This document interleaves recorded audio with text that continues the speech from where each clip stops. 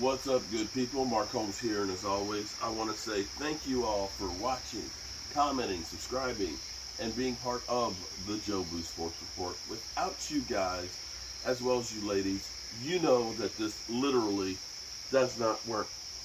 Well, I just got finished watching the Dallas Cowboys preseason game, the shit fest that actually was. Good thing I did not make a big sub because I would have definitely thrown it up. But let me say thank you to everybody who came into our live stream, and thank you for all the guys and the ladies that came in for our Zoom call to save my ass. I'm dealing with a cold that's real bad, and it literally feels like I have swallowed a sword. But it's not COVID because I can smell the stench of the Dallas Cowboys in that preseason game. Now, before we overreact, let me say this. Last year, the Dallas Cowboys looked like ass in preseason. There's some teams that really care about what they look in preseason. I think the Colts have got 9 straight. I think the Baltimore Ravens have like 21 straight. In fact, last year, while they were trying to make sure that they got their records, they ended up losing like 3 running backs in preseason. The Cowboys did not play any starters. Dak didn't play. CD didn't play. Tyron Smith didn't play. You know, we ended up basically keeping everybody in bubble wrap. Micah Parsons, Diggs didn't play. So we were going down roster to get guys to get some work.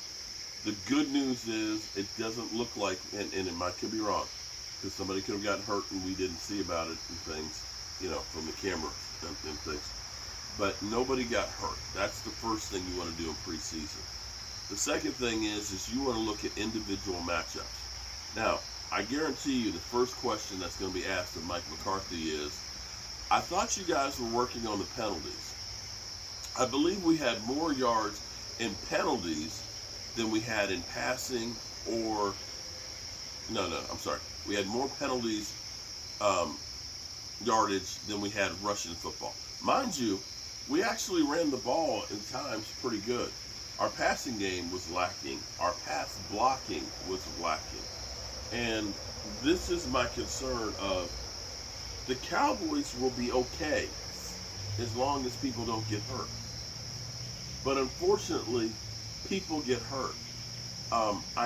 It's hard to really look at individual breakdowns when you're watching the game live and when you're also doing a live stream and you've got, 20 people that are in the Zoom call and you've got 700 people that are watching. You're trying to keep all that on.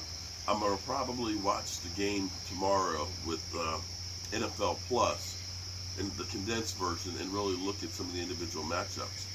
I do know Tyler Smith had at least 2 holding penalties that were in there. We ended up having delays of games, I think 2 or 3 of those.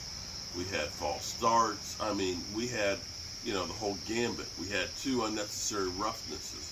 Now, I don't want to kill the team because, again, what you saw are guys that you're hoping don't necessarily have to play a whole lot of time on the offensive line and the offense stuff. Hopefully, we can keep our starters healthy. And what I will say is the defensive front has looked better thus far than what we've had in the past. John Ridgeway got some time late in the game, taking on double teams, holding the line, holding the middle, which was good. Basham had a couple good plays. I think the unnecessary roughness call was bullshit that they called on him. I mean, come on, at some point, you gotta understand this is freaking football. But he ended up looking really good.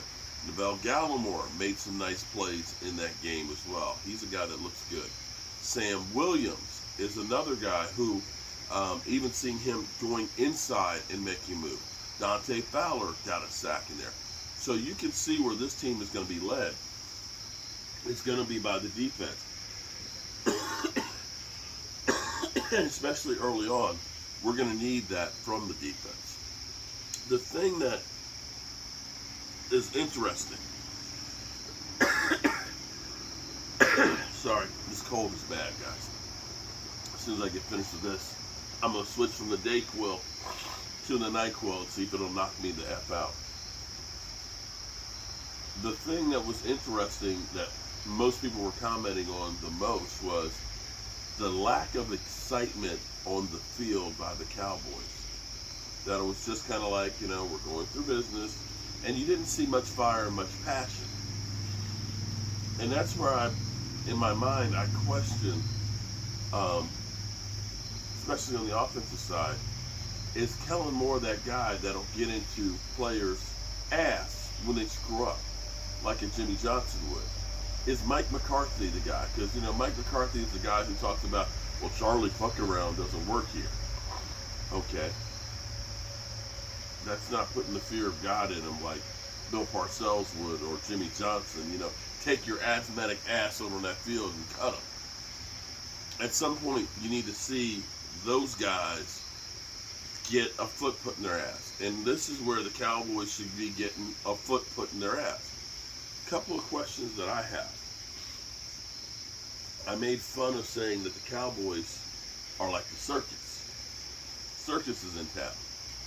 So here's my thought right now. Cowboys go from the Star. They go to Oxnard for 2 weeks, okay? Perfect weather conditions, perfect climate, okay? 72 degrees and cool. They can get all their work and stuff in, as Jerry Jones says. I'm going to give them a little bit of a pass because they're not used to being in Denver. Denver, I believe it was 81 degrees throughout most of the game. That was kind of the cool temperature. And you've got lack of oxygen. And I'm going to say that the Cowboys' conditioning from Oxnard going to Denver is not going to be good. I just feel like that is, and people, you just make an excuse. No, I'm not making an excuse. That says we need to do a better job of conditioning. That if the conditions are perfect in Oxnard, we need to make them do extra work to make sure they're conditioned so when they play in the heat. Because you're going to play some games where it's warm. So you go to Denver after being in Oxnard. I don't know exactly what the plan is for this week, but now you're going back to Dallas, I would assume, for at least one practice or so. And then you're going to LA to have joint practices in a game. And then you're going to go back to the Star. All of this traveling and stuff that you're doing, to me, does not seem to be that conducive to getting you ready for a season. Am I wrong on that? If you go back to the Star and get a practice or two in, and then going out to LA, you're staying in hotels, you're doing practice with them. These are things that you wonder. It's great for building the brand. It's great to see all these Cowboy fans that want to come there in Denver. It'll be great to see all these fans that want to come in LA. But is this the best way to build the team? And having perfect conditions in Oxnard? Is that physically taxing the guys so when they go out there and have to play in conditions that aren't perfect? I went to see the Washington Commanders and burn my ass up sitting in a chair in 92-degree weather while those guys were out there running around like it's a sauna. They might be in better condition practicing in that 20-degree more weather than the Cowboys are. And these are things that we have to look at beyond just the business of making money. If it's not only about making money, it's about making winners. But I'm not ready to get off the Cowboys bandwagon. Like I said, I did see some positive things. Jalen Tolbert made some nice plays. Ben DiNucci was the opposite of Cooper Rush. Ben DiNucci seemed like he actually fired up the offensive things. And I don't look and say Ben DiNucci needs to be our backup quarterback. He doesn't have the skills and the talent to do that. But what he did do was he brought some energy and some excitement to the team, and you could see the team uplift with that. So, preseason game number 1 is in the books, and we'll have more to say about it tomorrow. I'm going to go in here and, like I said, take some more meds, and I'm going to go fall the F out. I appreciate everybody who came in and watched the live stream and was part of it, and we're going to be okay.